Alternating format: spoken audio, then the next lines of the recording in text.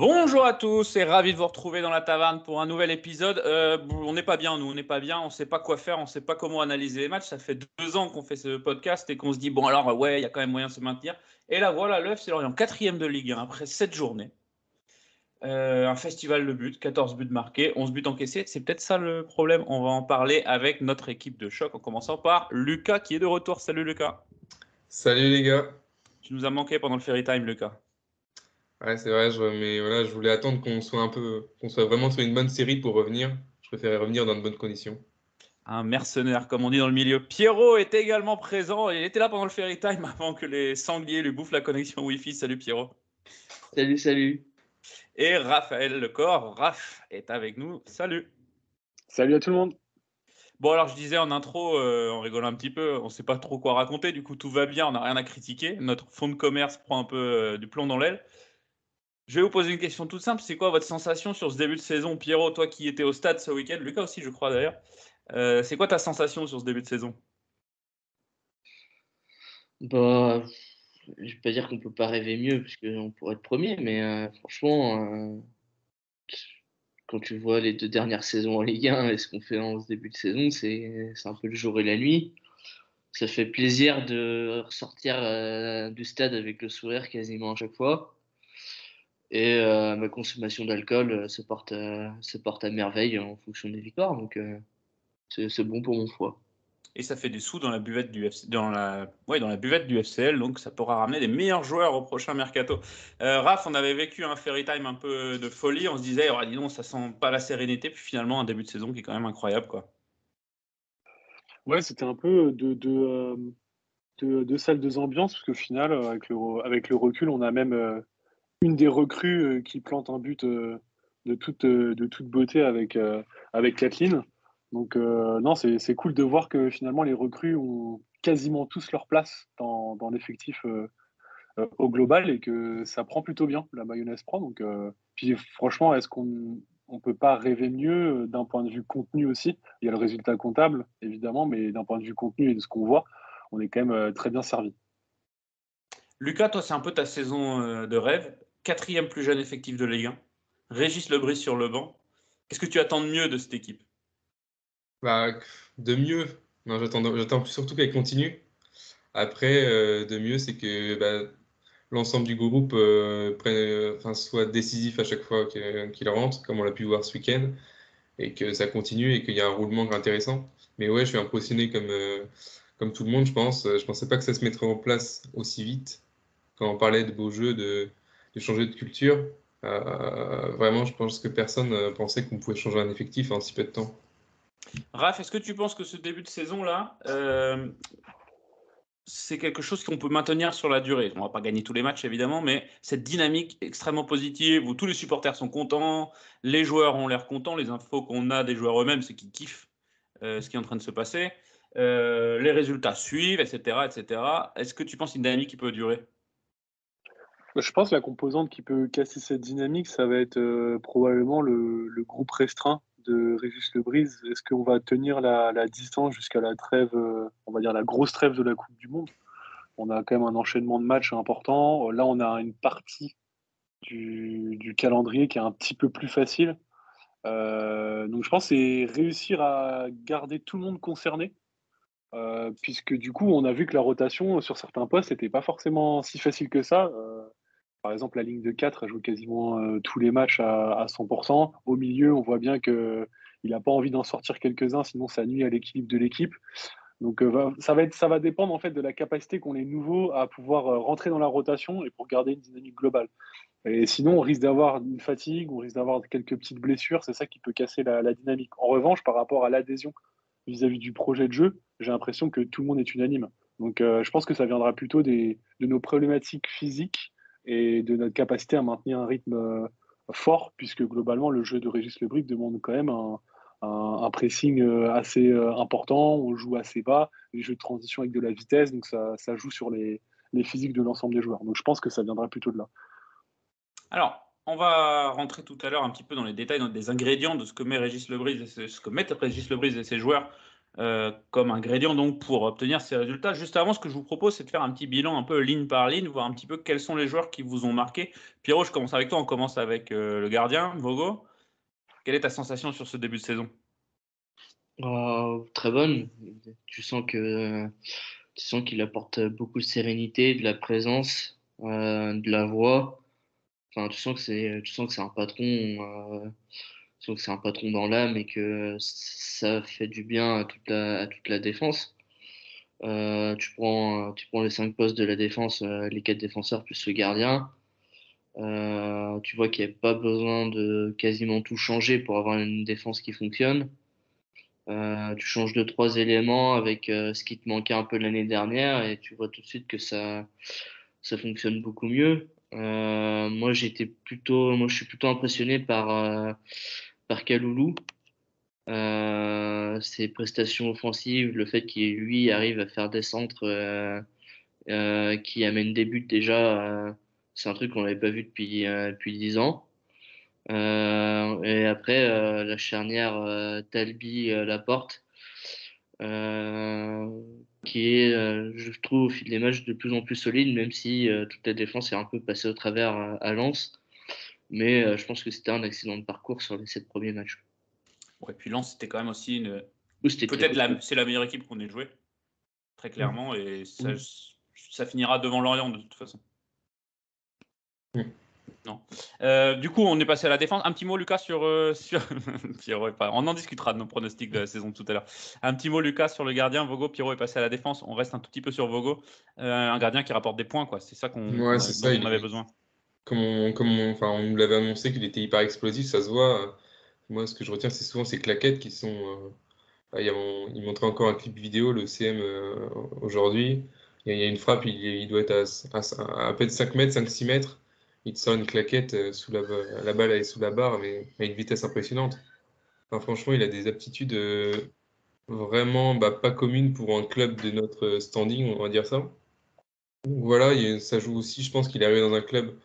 Enfin, il est arrivé dans un moment où il y avait de la confiance peut-être dans le groupe apporté par le nouveau coach. Et donc, ça se retransmet partout. Et donc, quand il est comme ça, on voit pas les défauts que pouvaient nous annoncer les supporters du PSV quand il est arrivé, en tout cas. Donc, hyper positif. La saison est encore longue. On a peut-être le temps Ouais. de voir ça. Raph, on Ok. passe à la défense. Pierrot nous a souligné l'apport de Kalulu. Tu valides ses propos ou est-ce qu'il y a un autre joueur dans la défense dont tu voudrais souligner le travail et peut-être même les progrès? Ah, ah. Non, bah, c'est sûr que Kaloulou, il a ce côté débordement, centre, etc. Une dimension physique aussi. Il rassure beaucoup plus. Je trouve qu'en plus, il a cette capacité à bien combiner avec tout le couloir. Donc non, hyper intéressant et je pense qu'il est aussi décisif à l'avant qu'au niveau de l'arrière-garde. Donc ça c'est cool. Charnière, je pense que tout le monde est à peu près d'accord pour dire qu'il y a une sorte de sérénité qui se dégage. Je pense que Talbi apporte aussi pas mal à ce niveau-là. Les deux aussi arrivent à compenser sur un domaine de jeu où on est nul, c'est-à-dire les duels aériens. On a encore pris un but là-dessus. Mais du coup, je trouve qu'ils sont plutôt bons dans l'anticipation. C'est vraiment hyper intéressant de les avoir. Mm. Et je pense qu'il y en aura au moins un des deux qui arrivera à caler un petit but de la tête sur coup franc au corner d'ici la fin de la saison. Et puis après, oui, les progrès de Le Goff, quand même, il faut les signaler. Alors après, il joue pas tout seul, mais globalement, il fait un début de saison hyper intéressant, avec en plus quelques incursions qui auraient pu mener à beaucoup plus que ce qu'il a pu faire à date. Donc il a eu des situations à la fois de passes décisives, de buts même, et puis globalement, plutôt plusieurs stops réalisés face à Rennes, face à Nantes encore, face à Lyon aussi, face à des joueurs souvent assez vifs. Je dirais même que du coup, il s'est fait presque moins passer que certains de la défense, sur le dribble en tout cas. Donc plutôt très cohérent. Il a été d'ailleurs ce matin cité dans l'équipe type de l'équipe comme étant l'arrière gauche de la journée. Alors que l'an dernier, il était à peine dans l'équipe type de Picsou Magazine. C'est quand même intéressant de souligner cette progression. Lucas, la défense, on le voit, c'est une des grandes satisfactions. Puis il y a ce milieu de terrain un petit peu tout neuf, mais à la fois pas trop, et dont le patron l'an dernier était à Bergel. Est-ce que c'est toujours le cas cette saison? Oui, je pense que c'est toujours le cas dans ce que on va dire aussi même dans le leadership. Je pense qu'il y a une certaine forme de respect par rapport à tout ce qu'il fait depuis qu'il est arrivé et que c'est même si le jeu qui est proposé maintenant, ça lui demande autre chose dans sa palette technique, ça reste le patron, soit dans les déplacements, je pense dans le don de soi aussi. Et c'est un exemple pour chaque joueur. Et pour parler plus du milieu de terrain, par exemple, un bon Kei Innocent qu'on qu'on ne savait pas trop comment juger en début de saison. Là, depuis 2 matchs, il fait 2 très bons matchs et il s'est très bien intégré dans le collectif. Il répond très bien aux critères alors pouvait avoir des doutes. Donc c'est ça qui est intéressant. Même Ponceau, son entrée, moi je l'ai trouvé très intéressante. Il joue très rapidement, très simple. Et par rapport aux autres matchs, vous pouvez être neutre sur ces quelques bribes de match. Donc moi je trouve ça hyper intéressant. Dans le cas d'un milieu à 3, Pierrot, on a la sensation qu'il y a quand même. On va parler d'Enzo Lefebvre juste après, mais on a quand même la sensation qu'il y a un poste à prendre là. Parfois c'est Ponceau, parfois c'est Diarra. On sent qu'il y a quand même. C'est peut-être là où il y a quelque chose à faire là. On sent qu'il cherche un numéro 10. Enfin, moi, c'est l'impression que ça me donne. Il a testé le Brice, Ponceau.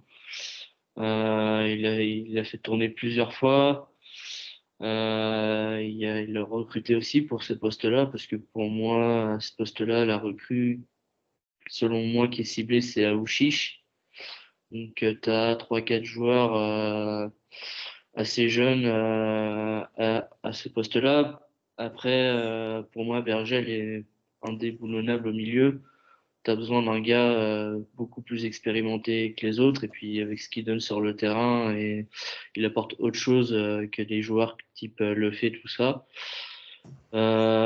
Innocent revient très bien.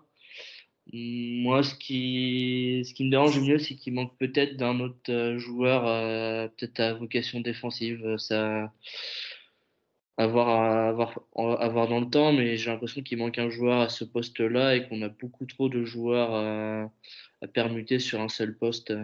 Est-ce que Christian Matsiman de Monaco peut pas jouer justement dans ce rôle de milieu défensif? Il est plus défenseur central, mais il a déjà joué milieu défensif. Si, bien sûr, mais déjà, faudrait qu'il commence déjà à jouer pour commencer. Et après, il a très peu joué au milieu ces derniers temps. Il a joué en milieu quand il était en jeune, mais après, ça fait quelques années qu'il n'a pas joué à ce poste-là. Même si je pense que pour un match, il peut largement dépanner à ce niveau-là.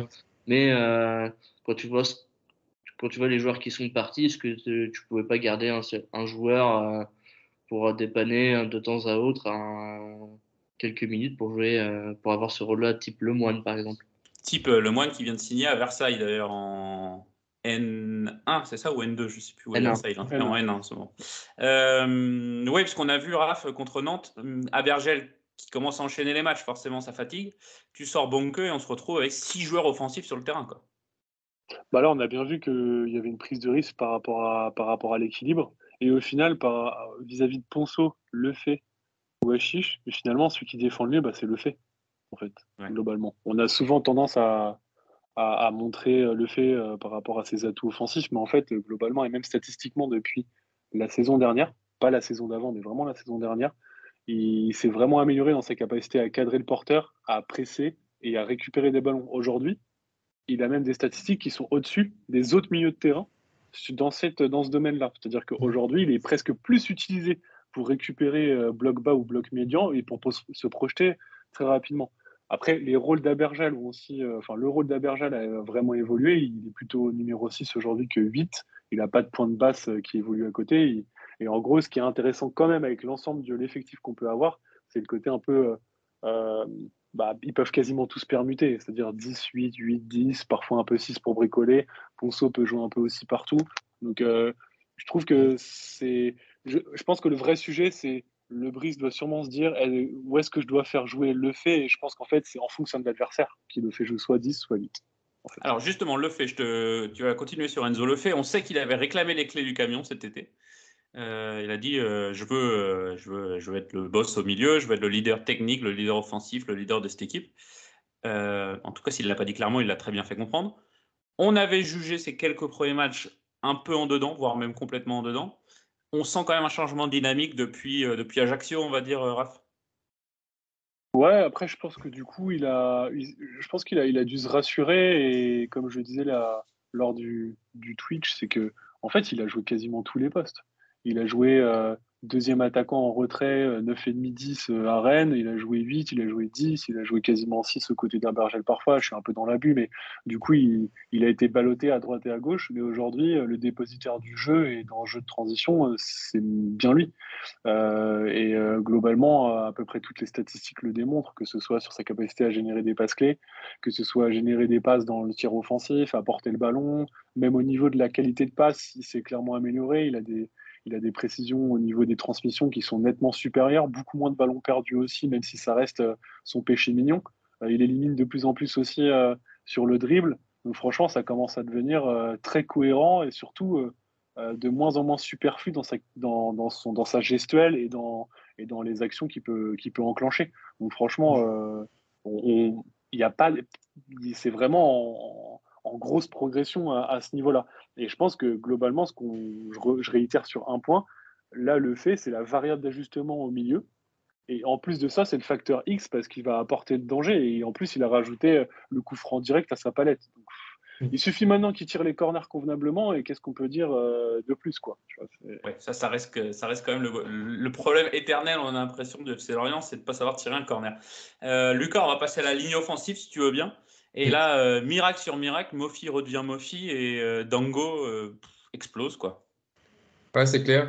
Encore Mofi, on se disait que c'était une sorte de manque de confiance, qu'il allait. Non, on disait qu'il était éclaté. On disait faut le vendre, il est On, éclaté. on parlait quand même de contexte et on disait, on avait quand même un petit espoir. Non, mais pour Ouattara, en tout cas, je pensais pas du tout qu'il pourrait devenir ce joueur-là. Franchement, je pensais que ce serait toujours un joueur, on va dire assez moyen ou un bon joueur de Ligue 1, mais pas à ce niveau-là, en tout cas tout de suite. Là, il marche sur l'eau. Est-ce qu'il surperforme? Ça, on le verra par la suite. Mais en tout cas, on ne peut pas surperformer, entre guillemets, avec ce qu'il montre en termes d'aptitude. C'était soit la fréquence d'appui, la technique, la justesse, les appels qui sont beaucoup plus tranchants. Après, il avait quand même des capacités d'appel et de choix de passe qui étaient intéressants. Mais là, en fait, déjà, on retrouve un Mofi qui finit les actions, donc déjà, ça le met plus en valeur. Et des ballons beaucoup plus intéressants à négocier pour lui. Donc, je pense que c'est un joueur qui marche aussi à la confiance. Et comme on le disait, en fait, Régis Lebris, c'est quelqu'un qui sait tirer le meilleur de chacun, qui sait voilà, tirer le maximum des capacités aussi. Et donc, on le voit à merveille maintenant. Oui, parce que les stats de passes décisives, avec le Mofi de l'an dernier, il serait toujours à 0. Hein, parce que l'an dernier, Mofi, c'est Abergel qui nous en parlait dans l'interview. Il lui en a coûté 4-5 des passes décisives. Un mot sur Mofi, tiens, Pierrot, justement. On avait la dent dure avec lui l'an dernier. Est-ce qu'il nous fait ravaler notre chapeau? Bah, il met enfin un pied devant l'autre. Il a enfin trouvé comment délasser Timberland et chausser les crampons. Ah, bah, j'ai envie de dire, il était temps parce que oh, manque de confiance. Bon, à d'autres, quand tu es titulaire toute l'année dernière, le manque de confiance, les excuses, c'est comme les trous du cul, tout le monde en a. À un moment, je pense que cet été, son début de saison, je pense que c'était les tractations mercato qui devaient lui traîner dans la tête. Mais moi, ce qu'on m'a dit, c'est que quand le mercato sera terminé, Mofi mettra but sur but et ça s'est confirmé. Donc, tant mieux si ça dure toute la saison. Un petit mot sur le reste des attaquants, parce qu'il y en a quelques-uns quand même. Ibrahima Koné, pardon, je ne retrouvais plus son prénom. Raph, condamné à être remplaçant dans ce contexte. Bah, condamné à être remplaçant parce qu'on a bien vu que sur les systèmes où on mettait Mofi et Koné, du coup, on avait des difficultés à être cohérent devant et à mettre de la densité au milieu. Donc, je ne sais pas si le Brice se risquera à refaire, à refaire ça. Donc, après, Koné, il me semble que c'est quasiment 2 tirs de but. Hein. Je suis presque dans l'abus, mais je crois que c'est à peu près ça. Donc, il retrouve ses qualités de finisseur et d'incroyable réalisme à ce niveau-là. Donc, franchement, impact incroyable. Après, je pense qu'il pourrait rentrer dans la rotation en prenant peut-être sur certains matchs le rôle de numéro 9. Après, il y a un point où je trouve que Mofi a fortement progressé et je pense que ça lui donnera toujours une petite longueur d'avance, c'est sa participation au jeu. Décrochage, point d'appui, déviation sur les côtés, etc. Et je l'ai trouvé de plus en plus propre aussi dans ce registre-là. J'ai l'impression qu'il se détache plus facilement des charnières centrales et qu'il arrive à jouer davantage de son corps. Et en plus de ça, il a retrouvé ce côté dragster qu'on avait pu voir sur les saisons dernières. Donc, Koné aura du mal à rentrer, du coup, je pense, à faire sa place et son trou. La dynamique de Mofi est incroyablement puissante aujourd'hui. Mais on a besoin de lui parce que franchement, il rentre, il marque. C'est quasiment son premier ballon aussi. Rien à dire là-dessus. Pierrot? Moi, je trouve que Koné, son meilleur rôle depuis qu'il est à Lorient, c'est quand il rentre en cours de jeu et c'est là où il fait tout le temps la différence. Il a toujours été moins bien quand il a été titulaire et toujours décisif quand il rentre. Je crois que sur l'année 2022, c'est l'attaquant c'est qui rentre le plus, qui rentre et qui marque le plus des 5 grands championnats. Donc c'est pas, c'est une petite stat un peu à la con, mais pas anodine non plus. Je pense que ce rôle de super sub lui va à merveille et je pense qu'il faut capitaliser dessus plutôt que de le voir titulaire à tout prix. En parlant de mec qui a du mal à faire son trou, Pierrot, tiens, on va continuer. C'est ton chouchou, Adrian Gerbic. On le voit plus du tout. Sa situation, t'en penses quoi? J'ai envie de dire prévisible, parce que tu joues qu'avec un seul neuf et t'en avais déjà beaucoup trop. Pour moi, de ce niveau, tu as besoin de 2 neufs qui sont un peu concurrents et un troisième un peu plus jeune. Là, on a eu des départs. Mofi en ce moment marche sur l'eau. Koné est rentré 2 fois, marqué 2 fois. Et les seules minutes qu'a joué Garbic à Toulouse, ça n'a pas été terrible. Donc, je pense que le coach n'en a pas besoin à l'heure actuelle. Est-ce qu'il lui fera confiance à l'avenir? Je sais pas. Après, il reste déjà que 8 matchs avant le prochain mercato. Donc, à voir. Raph, tu voulais enchaîner sur Gerbic?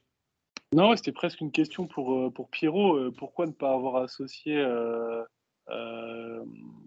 Grbic à Mofi, en fait? Je pense qu'ils sont un tout petit peu plus complémentaires que Koné et Mofi. Ouais. Tu vois, franchement, quand on savait que le 4-4-2 Ouais, allait sortir, je me suis dit c'est peut-être mieux avec Adrien qu'avec Ouais, Ibrahima. mais je pense que le Brice préfère jouer avec 3 milieux et 2 ailiers plutôt qu'avec 2 attaquants et 2 seuls milieux derrière. Je pense Non, que je sais, bien sûr. Mais dans le cas où il y a un 4-4-2 du coup de ce type-là, est-ce que c'est pas mieux de voir un Mofi et du coup l'Autrichien plutôt que autre chose? je pense pas parce que tu vois, pour moi, je pense pas je pense que Gerbic est terminé avec le Brice pour la simple et bonne raison que on a recruté un attaquant qui fait de la N2 et de la Ligue 1, qui rentre en jeu contre Lyon, si je dis pas de bêtises. Ouais. T'as Cyril Doucouré. T'as Kathleen qui peut jouer aussi enfin pas en neuf, mais en double pointe comme il a pu le faire à Guingamp. Je pense que s'il y a un 4-4-2 à mettre en place, Gerbic n'est même pas numéro 1 sur qui mettent en deuxième attaquant. Ah bah non, t'as même le fait qui lui passe Oui, devant. t'as même Enzo qui a joué un match. Pour moi, Gerbic, je pense que c'est terminé. C'est juste qu'on n'a pas réussi à lui trouver une porte de sortie. Il joue très peu. Je vois pas comment, du jour au lendemain, le Brice le met titulaire, à moins qu'il y ait quelque chose, à moins qu'on n'est pas aux entraînements. Et peut-être qu'il y a des choses qu'on voit pas et que je vois et que peut-être qu'il sera amené à jouer plus tard, mais j'y crois très peu, quoi.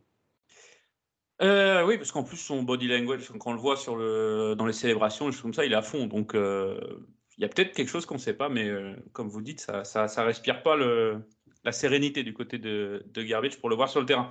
Ce que je vous propose, c'est de passer au deuxième bloc de cet épisode. Vous avez vu, on n'est pas encore revenu sur le match de Nantes. On voulait vraiment faire un focus sur ce début de saison. Lucas, il y a quelques semaines, dans un épisode précédent, le premier d'ailleurs de cette saison, Tu nous avais présenté la méthode Régis Lebris, présenté l'homme, la méthode. Est-ce que tu l'as beaucoup suivi quand il était avec la N2 tu as même eu l'occasion d'échanger avec lui. Je voulais te poser une question. Est-ce qu'il y a quels sont les traits de caractère et surtout les traits d'entraîneur que tu retrouves avec la Ligue 1 et surtout quelle différence tu vois entre le Régis Lebris, entraîneur de N2 et celui de Ligue 1? Alors déjà pour les points communs, alors dans le jeu, je parlais un peu du milieu pivot-remiseur, en fait, sur les transitions où tu as un joueur du milieu qui va venir proche de l'ailier et du latéral pour faire le lien et lancer l'ailier en profondeur. Et ça, c'est quelque chose qu'on voit énormément. Et le fait, on est un peu le garant parce qu'il a un jeu de remise qui est exceptionnel, une précision qui est bien meilleure depuis quelques matchs. Donc on sent vraiment qu'il a pu mettre en place ça très très vite, même avec des joueurs comme Innocent ou Abergel qu'on pensait être plus en difficulté dans un exercice qui était très technique. Donc ça, on retrouve beaucoup. Un axe défensif qui est aussi plus resserré, les deux axiaux. Je crois qu'on a encore peu joué face à deux attaquants cette saison. Peut-être que je me trompe, mais en tout cas pour l'instant, ça marche plutôt bien.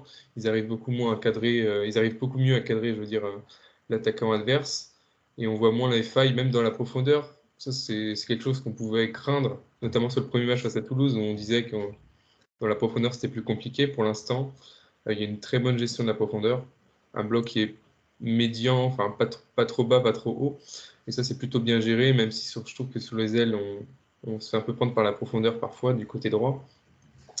Qu'est-ce qu'on peut retrouver d'autre? Le contraste que je peux faire, c'est j'avais dit que le jeu de Lebris était plutôt lent, et je pense que c'était pas aussi par rapport à son effectif, mais il y a des joueurs pour avoir des transitions très rapides, que ce soit sur les ailes ou devant. Donc il s'est vraiment adapté à son effectif, et c'est un jeu beaucoup plus direct. Si vous regardez les matchs de N2, c'était vraiment des constructions lentes avec des passes, beaucoup de passes latérales aussi parfois. Moins de prise de risque, donc ça c'est hyper intéressant. Et donc voilà, c'est les principales, en tout cas dans le jeu, ce qu'on peut retrouver. Mais dans le management, ça change pas, c'est quelqu'un de très calme, on le voit jamais jubiler sur un but ou sur des fins de match. Et dans ces changements, ça a toujours été quelqu'un qui agissait plutôt que faire par réaction. Et le match de Nantes, il en avait parfait exemple. On n'avait pas encore eu trop l'exemple parfait, mais le Nantes, avec les deux entrants qui marquent, c'est parfait. On avait eu l'exemple à Lens aussi d'un coach qui agit. Bon, ça n'a pas marché parce que tu prends 5-2 dans la foulée, mais il prend des décisions, il bouge sa tactique, etc. Raph, dans les ingrédients que met Régis Lebris en place, toi, qu'est-ce qui te plaît, qu'est-ce qui te séduit là chez Régis? Ce que j'aime bien globalement, c'est que il a des préceptes de jeu qu'on arrive à bien revoir du coup lors de matchs. Il a des fondamentaux où il veut pas forcément voir le jeu juste pour le jeu, mais aussi quelque chose d'assez efficace. On le voit en fait, et il l'a très, très bien dit, je le cite, mon objectif, c'est pas forcément d'avoir la possession, c'est plutôt d'avoir des possessions tranchantes et qui font mal à l'adversaire. C'est un peu ça. Aujourd'hui, en fait, et Lucas l'expliquait tout à l'heure, c'est que en fait, on n'a pas du tout la domination du terrain. On est très bas. On est l'équipe avec le moins de domination territoriale de Ligue 1. C'est-à-dire qu'on joue vraiment très bas, très recroquevillé. Et du coup, par contre, on va exploiter chaque incursion avec un jeu rapide. On n'a pas le jeu le plus rapide de Ligue 1. On est à peu près premier tiers, fin du premier tiers. Et par contre, en séquence de passes, c'est assez rapide aussi. C'est 3-4 passes grand maximum en moyenne. Donc, non, on joue juste. Par contre, c'est vrai que là, les transitions sont plutôt rondement menées. Mais c'est rare d'avoir vu des matchs pour le moment avec une séquence de possession qui s'installe et quelque chose où on voit un peu en mode handball essayer de trouver une faille dans une défense recroquevillée. C'est plutôt l'inverse. C'est plutôt nous qui jouons très bas et qui, du coup, alors les rageux diront qu'on met le bus, puis ceux qui regardent un petit peu verront aussi qu'on essaie de ressortir proprement le ballon plutôt que de balancer des balles très très loin. D'ailleurs, je ne sais plus qui me posait cette question, c'est pas Jojo Fofo, mais bref, le jeu long, il est quasiment plus existant comme on l'a connu lors des deux dernières saisons. Très peu de très longs ballons aériens, mais plutôt des balles longues mais rasantes et courtes sur les côtés. Et oui, ce qui est assez intéressant, c'est Lucas l'a mentionné aussi, c'est cette complémentarité sur les côtés entre des latéraux qui reviennent dans l'axe et qui bétonnent en fait la surface et du coup des ailiers qui reviennent pour défendre sur le surnombre sur les côtés.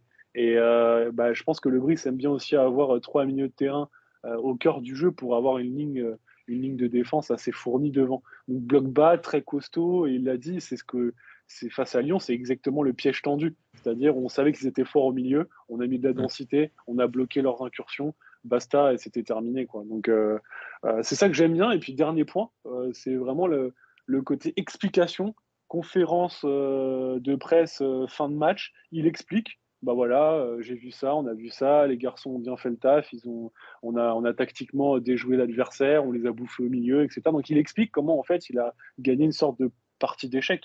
Donc c'est ça que je trouve intéressant, ça rajoute autre chose que des conférences de presse un peu insipides parfois où on avait l'occasion de les avoir, quoi. Donc plutôt sympa aussi sur cet élément un peu didactique finalement. Assez intéressant au global parce que je trouve qu'on retrouve cette culture un petit peu du jeu qui faisait aussi l'étendard de Lorient, alors que on reste une petite ville et un petit club. On parle de nous en bien, on reparle de nous en bien.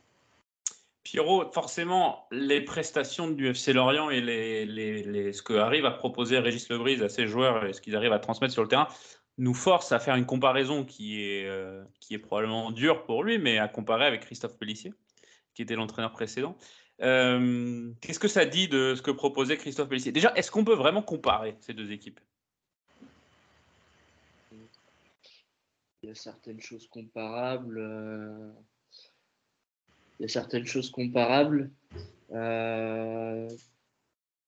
Notamment du fait que tu as quand même la moitié des joueurs qui étaient sous la présence des deux. Donc, il y a des joueurs que déjà tu vois un peu plus au niveau avec l'un qu'avec l'autre. Je pense notamment à Le Goff. Déjà, tu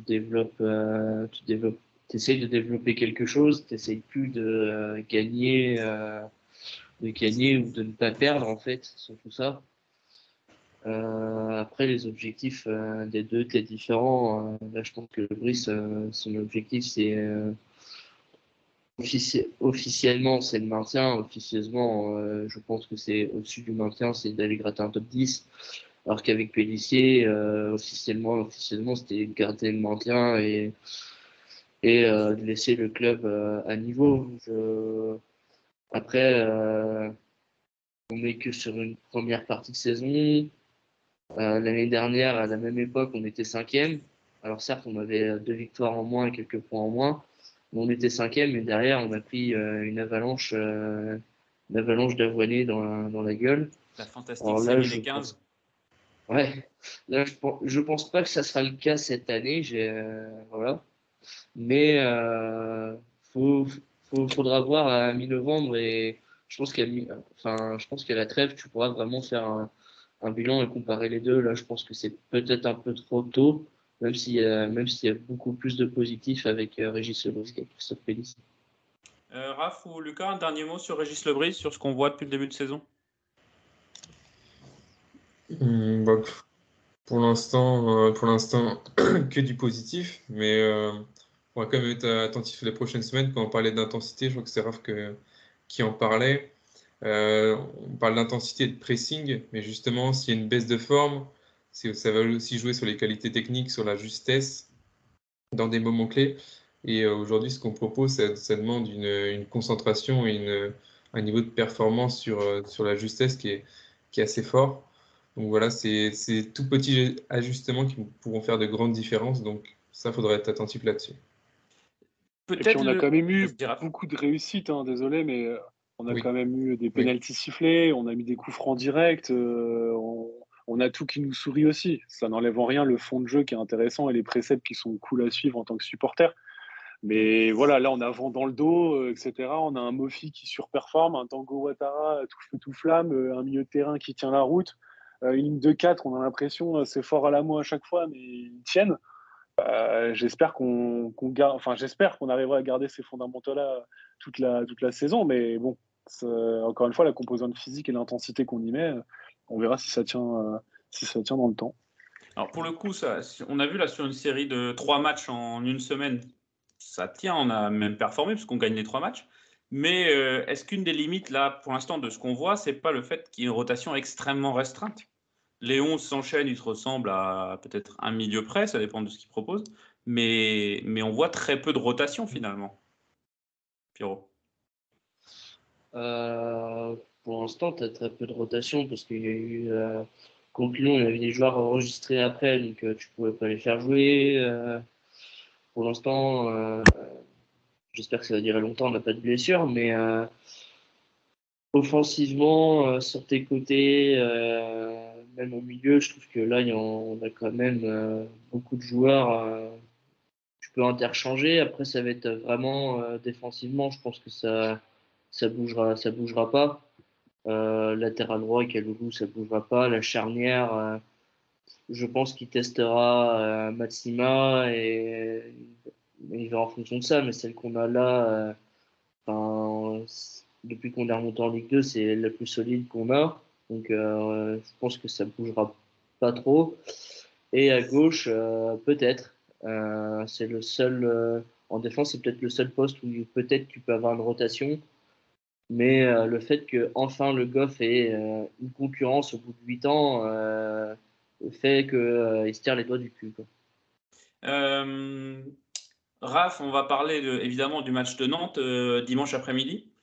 Est-ce qu'il y a un moment où tu as douté sur ce match-là ou tu as senti une sérénité tout du long du match? Qu'est-ce que tu as vu sur ce match Non, je pense que quand tu es dans la peau du supporter et que malheureusement tu as des cauchemars, des remontadas du coup d'équipes adverses, tu sais très bien qu'à même à 3-1, le match n'est pas plié.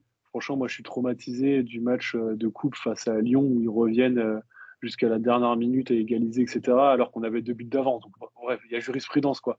Donc non, je trouve qu'il y a une maîtrise.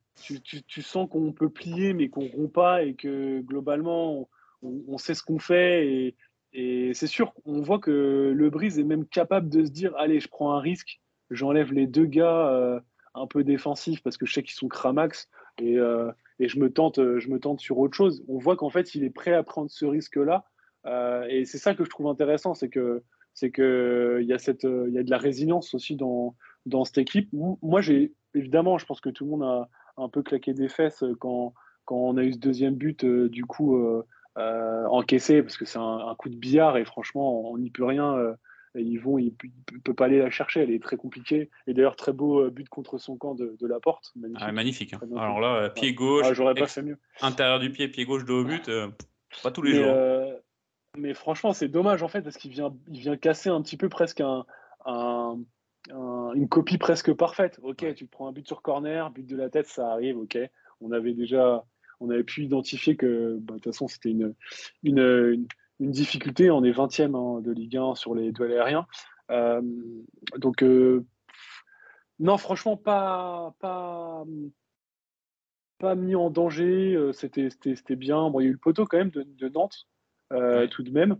Mais franchement, non, assez serein. Moins contre Lyon, parce que tu te dis, sur un coup d'éclat, ils étaient capables de nous dribbler aussi sur des petits espaces.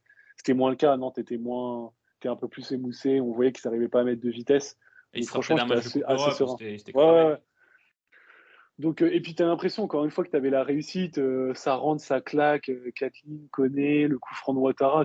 On se disait même entre nous, qui va tirer ce coup franc, c'est pas le fait, bah Ouattara, et ça rentre.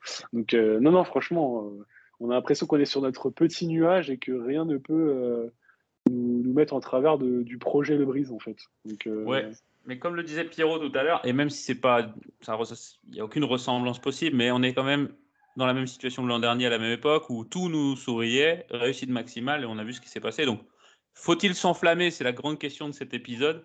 Messieurs, une réponse. Pierrot, est-ce qu'il faut s'enflammer? Un petit peu. Tu es bien placé, tu joues bien. Ça arrive une fois tous les 15 ans. Donc, autant profiter. Enflammons-nous. Quand tu regardes les 8 matchs qui restent avant la trêve, tu arrives à faire le plein de points. Tu fais les comptes à mi-saison, tu pourras redéfinir tes objectifs en janvier. Donc je pense que faut prendre du plaisir jusqu'au mois de novembre. Tu es à 11 points de la charrette. T'as aucune pression à avoir. Donc ouais, enflammons-nous, lâchons les chevaux et puis voyons ce que ça peut nous envoyer. Donc tu as quand même commencé avec une petite enflammade avant de dire enflammons-nous, lâchons les chevaux. Donc tu as commencé en salamèche, là on est en drac au feu. Lucas, de ton côté, est-ce qu'il faut s'enflammer? Ouais, je pense que en tant que supporter, on peut pas juste dire non, il faut faire attention, on verra le prochain match, ça va peut-être s'arrêter.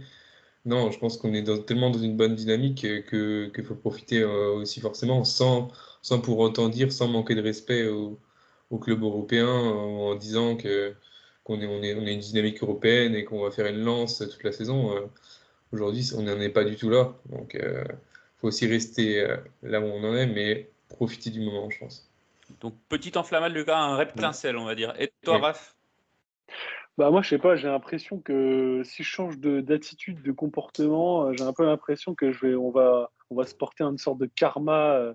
Donc non, je suis un peu superstitieux quoi globalement. Ouais, mais Donc ça, non mais faut arrêter. j'abuse, En mais vrai, non mais on dit ouais, évidemment faut arrêter. non mais aussi on voit passer partout. Ouais, dites pas qu'il va ça. Attends, si les résultats du FC Lorient ils dépendent de 4 connards qui parlent dans un micro, on est Non mais mal. Hein. évidemment. Mais là on va tous dire qu'on va défoncer Auxerre du coup vendredi et on va se prendre un 2Z. Voilà. C'est- Magnifique transition, Raph, qui ne veut pas s'enflammer, qui reste le petit Salamèche qui a peur de s'enflammer. Il a bien raison. Magnifique transition en tout cas, puisque le prochain match c'est vendredi soir 21h. Attention, ça aurait été facile de rater ça. Lucas, c'est ce qui se passe tes week-ends. Tu as vite fait de rater un match à 21h. Déplacement à Auxerre. Auxerre qui reste sur une petite valise à Rennes, 5-0. À quoi faut s'attendre comme match, Pierrot, là-bas? Un très beau match où on a deux entraîneurs qui vont essayer de prôner du beau jeu. Donc je pense qu'on va avoir un très beau match. Après, Auxerre, c'est un peu tout ou rien, quoi. C'est un peu tout. Ça va être très compliqué. Ça va être bien chiant d'aller chercher un résultat là-bas parce qu'ils ont l'air d'être solides à domicile si ma mémoire est bonne. Et par contre, ça peut être rien ou comme hier où ils prennent une valise 5-0 ou les mecs ils font ce qu'ils veulent en face, quoi. Donc je pense que si tu pars, voilà, faut pas partir avec bon c'est Auxerre, on va les taper. Non, je pense que ça va être ça va être aussi difficile que de jouer Nantes ou Lyon. Et je pense que si tu arrives à ramener un point là-bas, c'est une bonne opération. Un point d'Auxerre, Raph, tu signes? Ouais, franchement, prenons ce point-là, même si ça casse notre dynamique de 3 victoires consécutives, aller à l'extérieur et prendre un point. Après, comme le dit Pierrot, je pense que c'est une équipe qui va ouvrir le jeu. Et quoi de mieux qu'une équipe qui ouvre le jeu pour les contrer comme on sait le faire jusque-là. Hein. Je rappelle quand même qu'une équipe comme Clermont qui est venue au Moustoir, 40% de possession pour Lorient. Hein. Et pourtant, on les a défoncé. Donc du coup, je pense que ça peut être une bonne chose. Lucas, la cote d'un but de Mathias Autrey, elle est à combien? Je pense que c'est nos côtés. C'est un Je 10. Remarque, ne comprends même pas les paris. ces dernières Euh, années, ça arrive un peu moins, je trouve, mais non, il va marquer un but sur penalty, j'en doute pas. Exactement. Plus sérieusement, quel 11 tu penses? Déjà, avant de parler du 11, quel système de jeu va nous proposer Régis Lebris, toi qui es intime de Régis? C'est dans ces petits papiers. Est-ce qu'il t'a demandé des conseils déjà, peut-être? Alors, pas encore. Il doit préparer son match.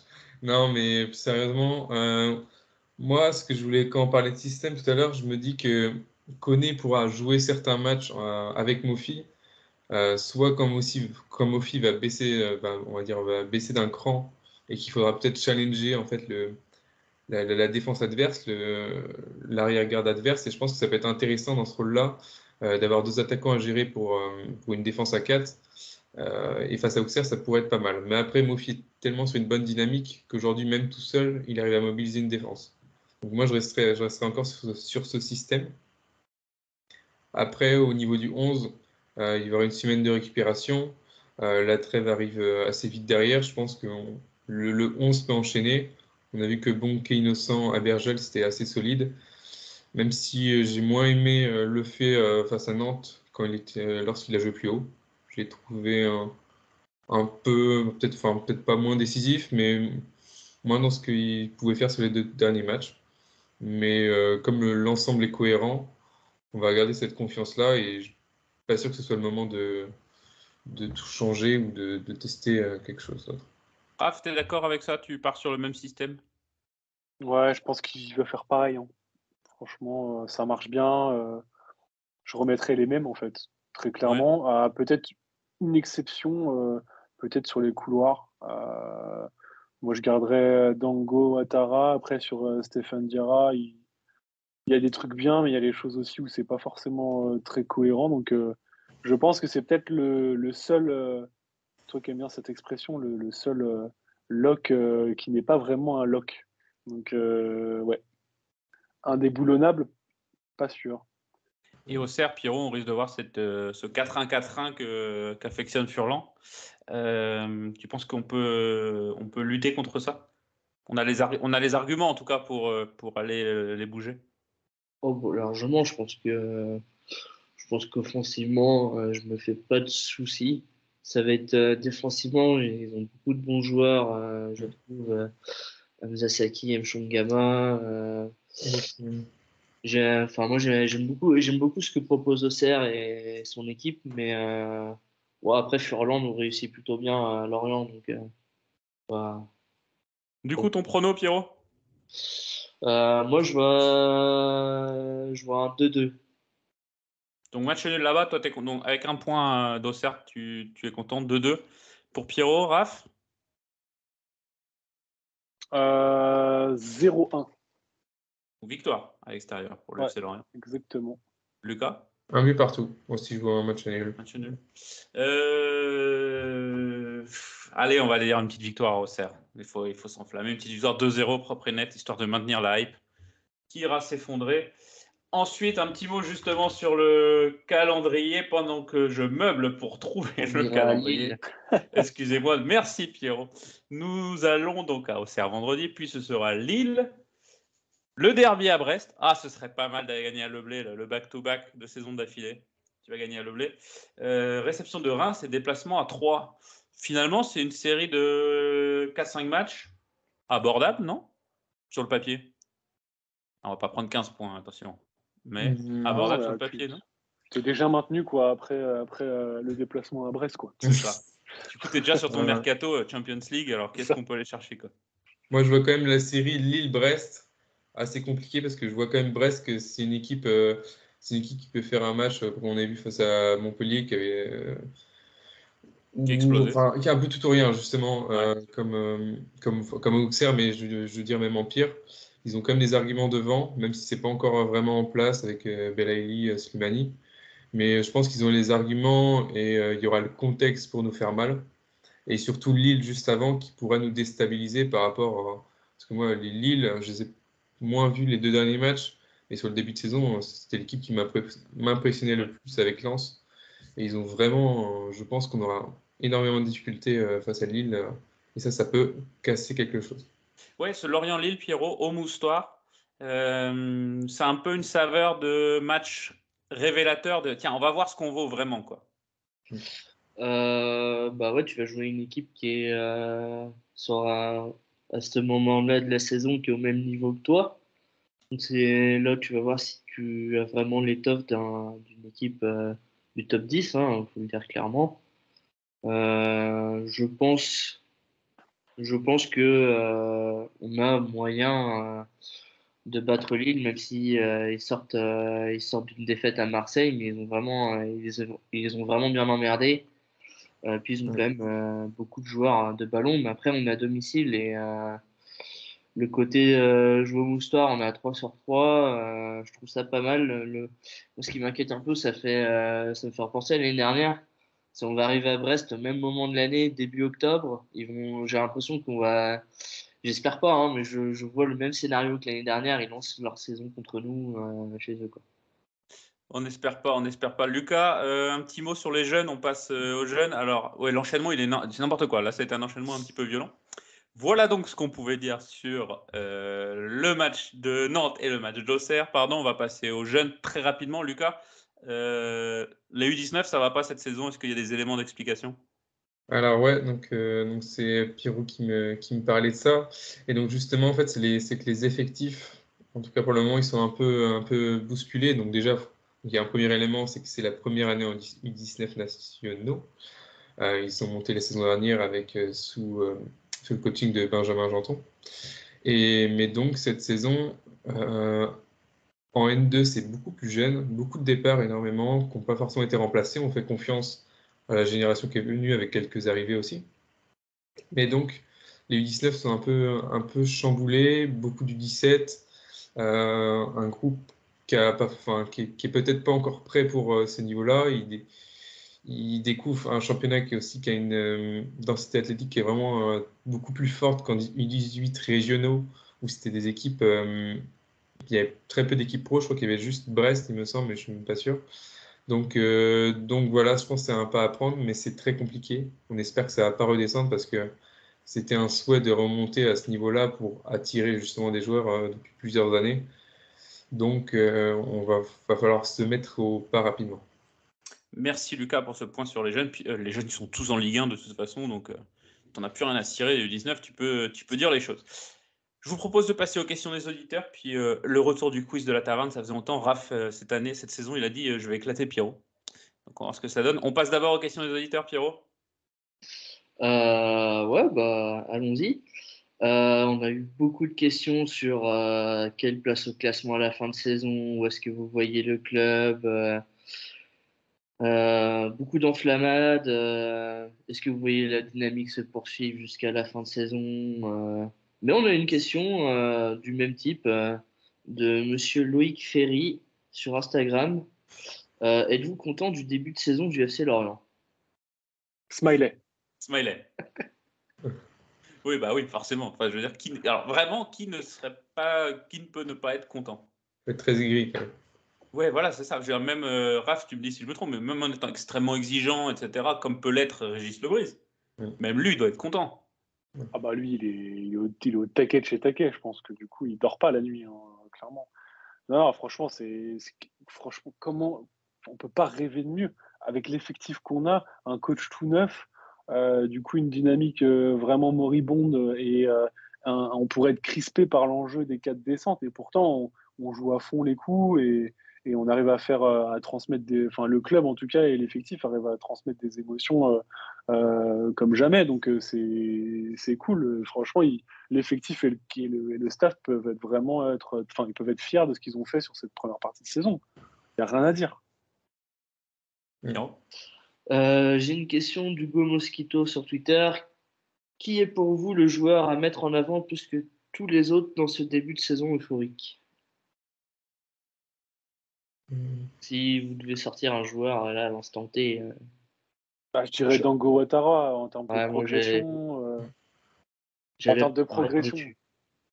ouais, c'est le facteur X, j'ai l'impression. Enfin, c'est celui qui se procure le plus d'occasions.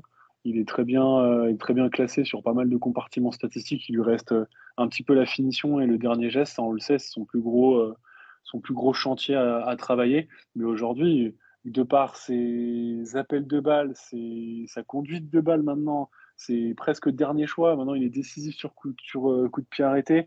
Il a 4 passes décisives, 3 buts.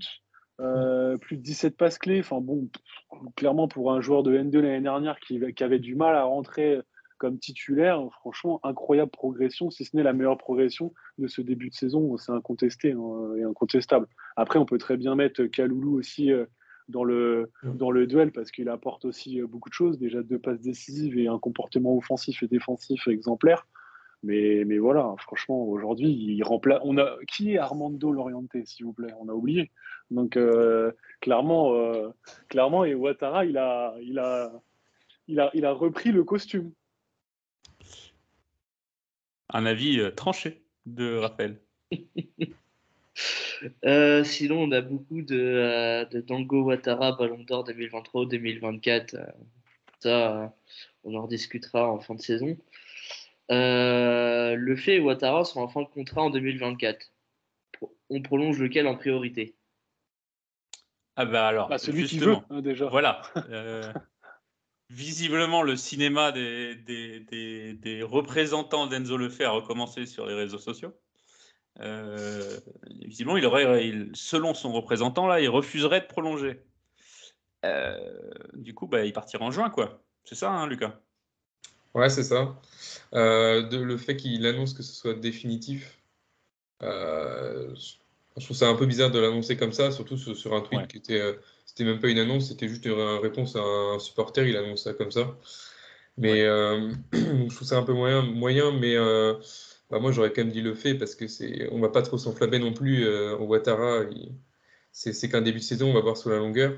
Mais quand même, on a dit que le fait c'était quand même l'élément clé, enfin, l'élément de base de Le Bris, même si Ouattara fait peut-être un meilleur début de saison, en tout cas sur le plan statistique et même dans le jeu, on va dire.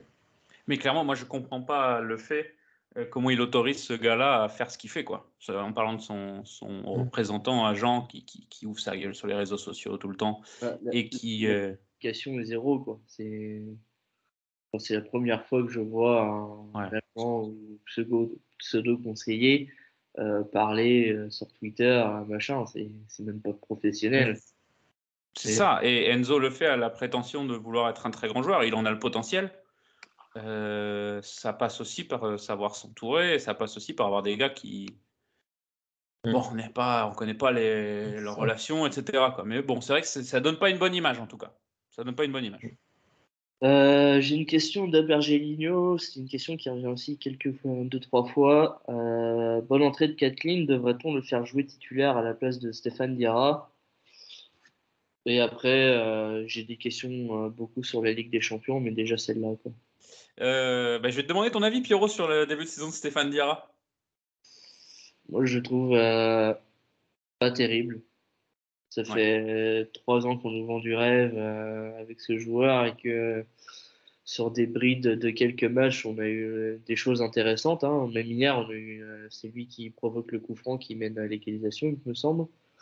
Il y a quelques brides par-ci par-là que j'aime bien, mais dans l'ensemble, je trouve que c'est pas au niveau du tout. C'est pas ce qu'un ailier de Ligue 1 doit montrer.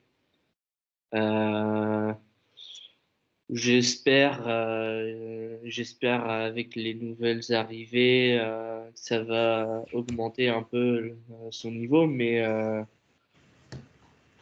l'arrivée de Kathleen, et peut-être même d'Aouchiche, ça va le mettre un peu sur le banc parce que ces 2-3 derniers matchs, c'est vraiment pas terrible, quoi.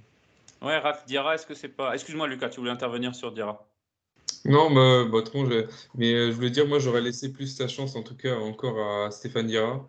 Je pense que voilà, il a eu ses problèmes la saison dernière, on l'a assez souligné que même ses entrées n'étaient pas bonnes.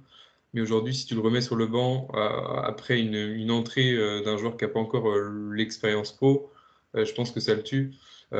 Essayons de lui faire confiance. Il n'a pas fait une performance catastrophique face à Nantes. On l'a vu un peu mieux faire quelques percées intéressantes, même si c'est encore brouillon. Donc moi, je lui fais confiance à Auxerre et sur la durée, après, je pourrais j'aurais éventuellement concurrencé. Tu Avec dis Auxerre, toi. non.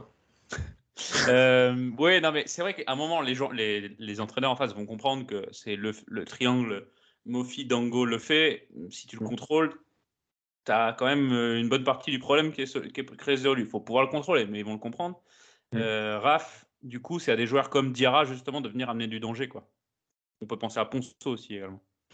Ouais, aujourd'hui, Diarra, il a pas réussi à être le joueur qui a amené une petite étincelle.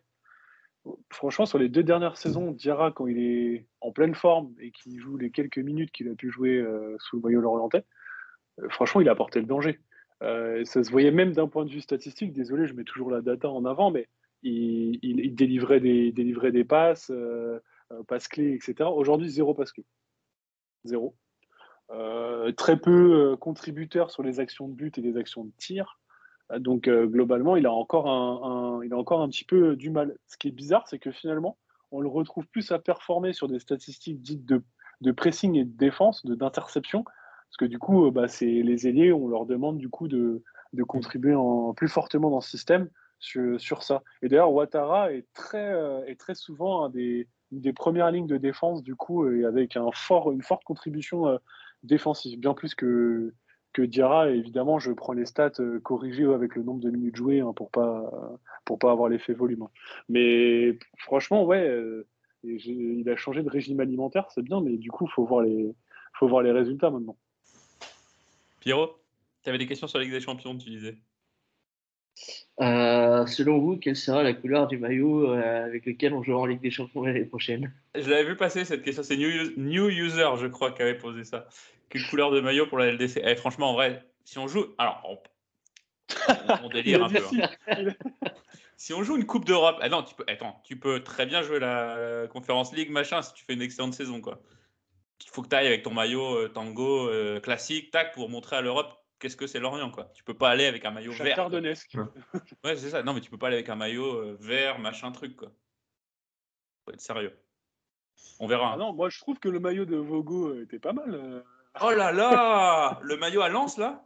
Ouais, c'est ça. Putain, le maillot Mapei, là, sur la Seven Copy Bartali, qu'est-ce qu'il était dégueulasse. Moi, je le trouve ignoble. Oh la vache. De toute façon, c'est le Non, genre c'est de maillot. Harlequin. C'est Harlequin, quoi. C'est le genre de maillot où c'est t'as un avis incroyable. tranché. C'est soit t'aimes bien, soit t'aimes pas. Moi, j'aime pas. C'est ça. Déjà, même le maillot qu'il a dernièrement, là, le jaune avec des sortes de losanges noirs qui se voient pas trop, mais qui est bien dégueulasse de près. Autant les maillots, je trouve plus ou moins réussis dans l'ensemble, les joueurs de champ. Mais alors, le maillot gardien qu'ils nous ont sorti à Lens chez Umbro, là. Ouais. Bah, sinon, il a son vert aussi, là. C'est celui Ouais. qui porte le plus Son souvent. vert foncé, là. Ouais, qui avait un peu Et plus classique. il a un maillot différent à chaque match. Ouais, ça c'est marrant à la limite. Mais le maillot Harlequin, donc déjà, lui ne l'aimait pas, première chose. Et deux, je pense qu'on n'est pas prêt de le revoir. Du coup, Je crois pas, non. le débat est résolu. T'as d'autres questions pour nous, Pierrot? Il y a eu pas mal de monde. Hein. Non, parce qu'après, c'est un peu toutes les mêmes. Beaucoup d'enflammades sur la Ligue des Champions. Forcément. Et qui ne s'enflammerait pas? Bon, en parlant d'enflammade, est-ce que ce serait pas le grand retour du quiz, là, ce soir? On l'attendait, hein. Bah ouais, mais tu sais ce que c'est, les vacances, tout ça, la rentrée, plein de choses à faire. Pas le temps de préparer le podcast, ça se voit. Et surtout plein de boulot, quoi. Question de rapidité? Alors là, il aurait fallu être attentif. On en a un petit peu parlé dans cet épisode. Combien de joueurs utilisés cette saison par Régis Lebris? 15. 24. Ouais, je dirais ça, 25 peut-être. Non, moins. 21 joueurs utilisés par Régis Lebris. Et parmi ces 21 joueurs, combien de joueurs ont joué les 7 matchs? C'est la question bonus. Donc Pierrot a évidemment marqué un point. 9, je crois. 7. 7, 9. Lucas? 6. 11 joueurs ont joué les 7 matchs. Et normalement, j'ai la donnée devant moi. 11 joueurs ont joué les 7 matchs. Vincent Le Goff, Yvon Vogo, Laurent Abergel, Julien Laporte, Kaloulou, Diarra. Diarra a joué les 7 matchs. Ah oui, c'est vrai. Et je l'ai pas compté. Et bah, celui-là, j'aurais jamais retrouvé. Je l'aurais jamais pensé. Ibra Koné, Talbi, Mofi, évidemment. Enzo, évidemment. Et Dango Ouattara. Le joueur le plus utilisé ensuite, c'est Bonke, avec 6 matchs, mine de rien. Ah oui. Mine de rien. Voilà, Le Brice aussi, non? Je joue beaucoup, parce que dans tes chiffres, tu as connu, il y a un match où il est rentré à la 91e, un truc comme ça. Donc, les chiffres, les hommes mentent, les chiffres ne mentent pas, Pierrot. Pierrot nous marque un point, je ne vais pas donner la question bonus, personne ne l'a trouvé. On passe au qui suis-je? J'espère que je n'ai pas fait trop long, j'ai un peu rédigé long, donc j'espère que vous n'allez pas le trouver tout de suite, parce que j'aurais travaillé pour rien. Mais que ça va pas durer 8 jours. Milieu défensif, âgé aujourd'hui de 38 ans, je suis né dans le Val-de-Marne et suis international ayant représenté 73 fois mon pays, formé au Toulouse Football Club. Je joue mon premier match pro face à Schiltigheim en Coupe de France. Vous savez l'année où ils font un super parcours, là, Schiltigheim, avant de quitter le club et de rejoindre Louan Cuiseaux, qui est alors en CFA. J'y ferai une grosse impression puisque je suis nommé capitaine et que le club monte en national. Donc en 2007, je fais mon parcours en national, on s'en fout, Louan Cuiseaux là. En 2007, je découvre la Ligue 2 avec Grenoble. Je suis le troisième. Jacques-Alexis Romao? Non. Jacques-Alexis Romao. Très bonne réponse. En 2007, je découvre la Ligue 2 avec Grenoble. Troisième choix de Bazdarevic, je termine titulaire. Je découvre la L1 avec Grenoble en 2008. Je marque de mon savoir-faire en étant le joueur qui aura commis le plus de fautes de cette saison. En 2010, le GF38 est relégué, me voici au FC Lorient. Après une première saison correcte, je me retrouve capitaine en l'absence de Odar et Leland pour la première fois et devient de nouveau le joueur le plus sanctionné du championnat. Après 93 matchs, je signe dans le Ferry Time à l'OM en 2013 où je jouerai 127 matchs. La suite de ma carrière, Olympiakos, Reims en avant Guingamp où je démontrerai mon savoir-faire en termes de complotisme sur les réseaux sociaux. Je suis Jacques-Alexis Romao. Très bonne réponse de Raphaël qui égalise. Merci, Christ. Avec. Et de rien, Raphaël. Qui égalise avec Pierrot, un point partout. Et du coup, on passe à ce qu'il va faire la dernière épreuve. Pardon, je vous rappelle, je vous donne des clubs. Vous retrouvez le gardien en fonction de son parcours dans les clubs. Les clubs sont évidemment donnés dans l'ordre chronologique. Le gardien, t'as dit du coup, c'est ça? Le gardien. J'ai dit gardien, moi j'ai dit joueur. Bon, ok, c'est 4 gardiens. J'ai fait que des gardiens aujourd'hui. C'est pour ça que je laisse ça dans la tête. De toute façon, vous avez vite compris. Vous aurez vite compris. Allez, on commence par une étoile qui vaut 1 point parce qu'il est facile. Ça va aller extrêmement vite. Arsenal, Barnsley, Vito Manone. 1 point pour Raph. Pierrot, grosse déception là.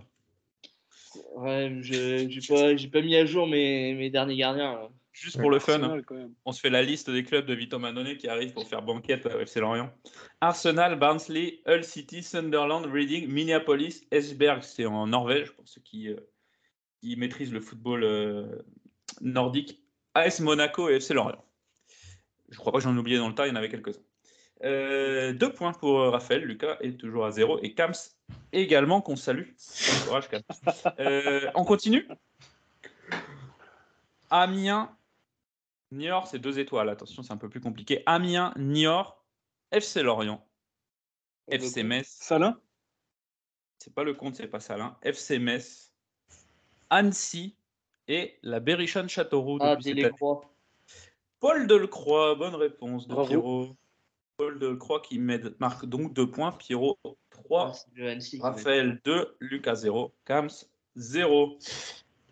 On continue? 3 étoiles, un tout petit peu plus dur.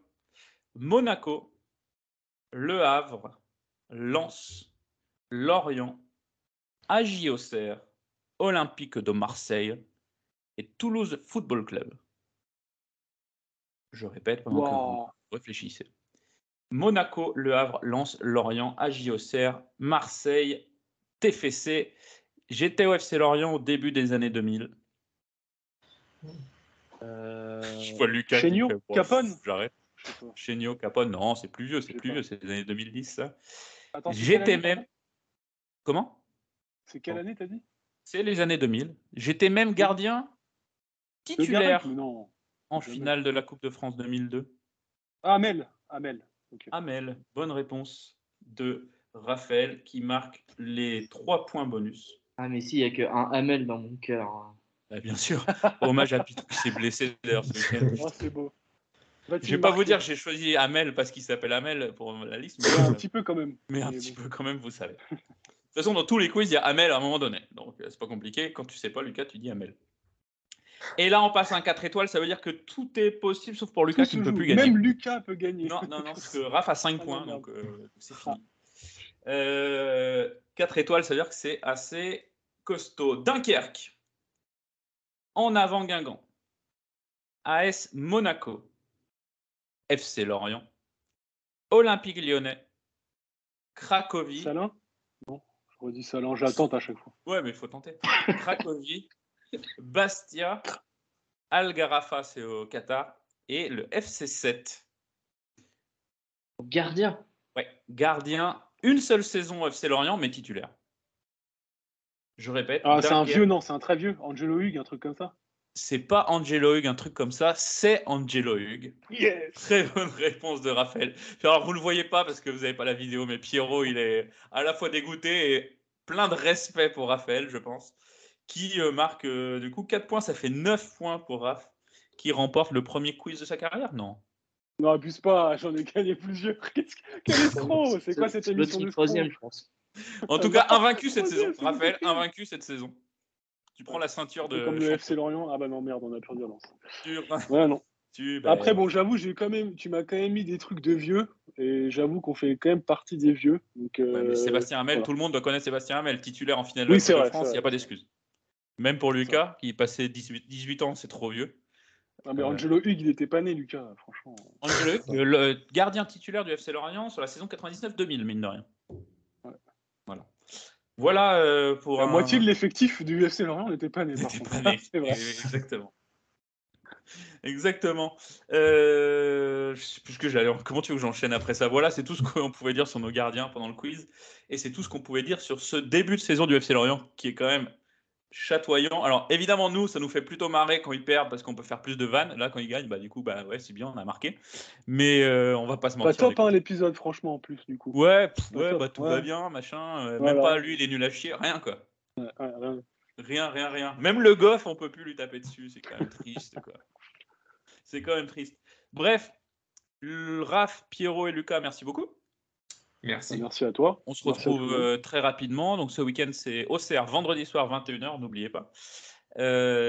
Merci à tous de nous suivre toujours aussi nombreux sur les réseaux sociaux. Le Twitch pour la clôture du Mercato a fait un tabac. Donc merci de votre présence. Merci à toutes les questions que vous envoyez à Pierrot à chaque fois. Ça fait extrêmement plaisir. Merci de votre soutien. Bon match à Auxerre et on se retrouve très vite. Salut. Salut. Salut. Ciao.